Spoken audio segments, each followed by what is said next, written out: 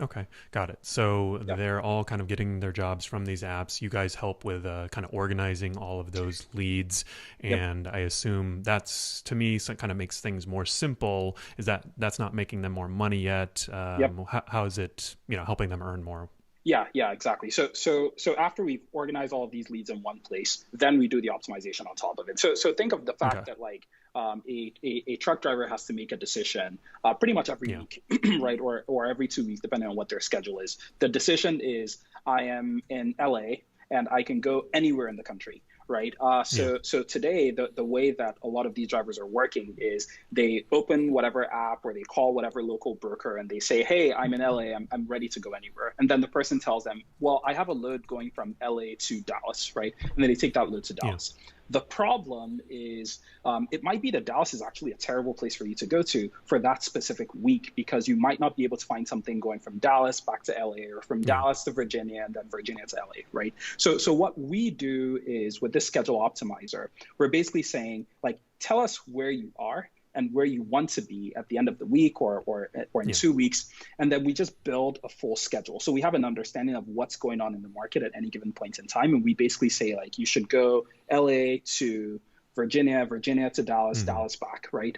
So that optimization is what ultimately makes you more money because we're looking at it at a global scale, like what's really Yeah. going on in the country at any given point in time.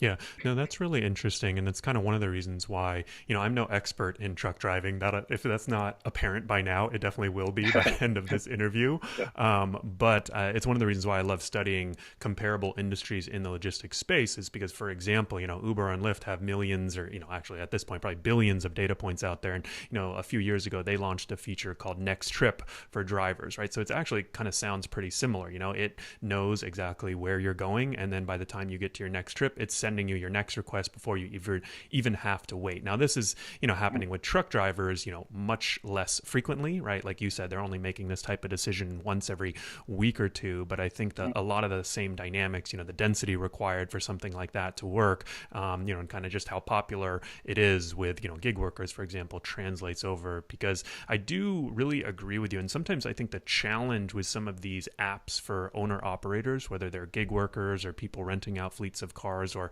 truck drivers in this case, is that a lot of people don't want to have to do a lot of extra work, right? They kind of Yep. want the Uber driver app is amazing. You turn it on and it just keeps sending you trips, Yep. right? You don't have to do anything. You don't have to think. Just do what the app tells you. You don't have to use third-party apps or all these other, think or which request should I take or not. And I think that's how most kind of independent or owner operator folks think about it. I'm curious to know in your experience with truck drivers. You mentioned simplicity a couple times. Are they like do they want to be involved in this process, or do they want you to just kind of do the best job optimizing, tell them where to go, when to go, and kind of how to maximize their income? Yeah, we've seen a difference in behavior. So I think the driver who has been a business owner for many years wants to Mm-hmm. be involved in the decision, right? So they use the optimizer to get a sense of like what is it telling them is going on in the market right Mm. now, and then they're basically trying to beat it, right? So they're like, this is Yeah. base case how I should perform this week, and then they try to beat it themselves. Maybe they call a broker, maybe they book stuff on our app, like whatever.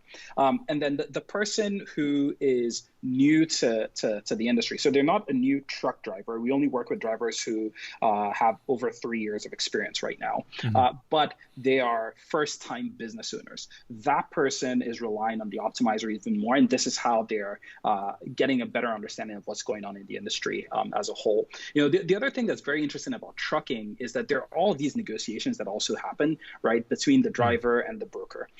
So today, the way we help facilitate those negotiations is by having something called a CT estimate. So for every single job in our app, either the broker already provided a price or they didn't provide a price. Mm-hmm. They actually want the driver to call them to negotiate a price. Mm. And what used to happen is you can imagine, right? Like the broker has a lot of information. They know what's Yeah. actually happening in the market. They have their computer, right? The driver is out there on the road. So the driver would call and they're negotiating typically based on some price that they've had in the past for that specific lane. But with Cloud Mm-hmm. Trucks, what we have is something called a CT estimate. Any single job on our app will have the CT estimate. It's a range. It's basically high and low of what we believe that this job will go for. So when you call and you're negotiating with confidence, right? Like, you know what's actually happening. Got it. So that's the other way that we just help the drivers beyond just the schedule optimizer. Got it. And so just for background, so I know, I mean, with these brokers, I mean, that sounds like typically, I guess when you say broker, there's like, let's say a company, well, I was going to say Walmart, but I know they've got their own truck drivers. So let's say you have some grocery store that needs something, delivered from Los Angeles to Dallas. They're going to go through a broker who then finds a driver to do that. And so these are all happening, or not all, but 10%, I guess, of these loads are happening on a individual level, it sounds like, through a broker most likely. Yeah, pretty much. Even more than that, because the brokers help service not just the owner operators, but also the small companies. So the companies that have up to 5 trucks, 10 trucks, they would still work with a broker. Sometimes a company that has like 50 trucks would still work with a broker for certain lanes, right? So brokers play a really critical role in the industry because it's really fragmented at the carrier level. So the carrier is the one who's actually moving that freight from point A to point B. So the brokers are basically helping to match those shippers to the carrier. Got it. So last question on this, and it's really interesting, so I appreciate you sharing all the detail. And last question, I promise, before we move on. I am curious, though, the underlying data that you're providing, that you're basing, like you're brokering, your low to high estimate. I feel like a lot of apps just across, transportation logistics, they see this opportunity to, optimize the schedule or, help drivers make more money. It's not always necessarily, there's more lead gen is one function, but there's also the optimization piece of it. And I think there's a lot of opportunity there. But I feel like more often than not, the information or the data, because you have to do it at scale, right? So people are pulling, for example, from like weather APIs or just the information. They're providing info, but it's not clear like how well that information translates into value. So I'm curious if there's a specific example or what are you looking at for specifically, that's very unique or that's something where these drivers say like, oh, I can't get that on my own, whether it's, we've seen good examples in the past of like crowdsourced, airport queuing data. So you literally can only get that through an app that aggregates it from drivers who are sitting there at the airport, for example, right? And like that type of feature is now very powerful versus something that, predicts demand based off weather and traffic and, like event patterns, right? You can plug into all of those APIs pretty easily. But as a driver, you can also just think about those off the top of your head. You don't need to be a rocket scientist to know like, oh, when it's snowing, there aren't that many drivers and people will pay more to get things places. So curious to hear what you think there. Yeah, so the way I like to think about this stuff is before innovation, you basically want to give people access, right? So I made this point earlier. There are lots of data sources in the freight market, right? Brokers typically have access to those data sources and have learned over time how to read them.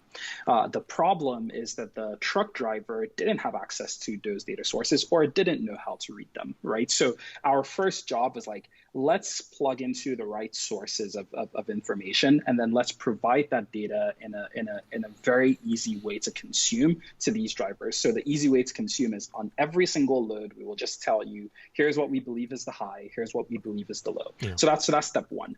Now, obviously, as we start to grow, right, we also have access to our transaction data. So here's what we thought that this was going to go for, but here's what it actually went for, and then we're using that to improve our models. So over time, we have more and more proprietary data, and we know what to do with that data. But the first step that we actually just had was, let's just give the driver access to the information that other people in the ecosystem have today, because that's what they're using to gain the advantage, right, in these negotiations. So like, let's just provide that same level of access.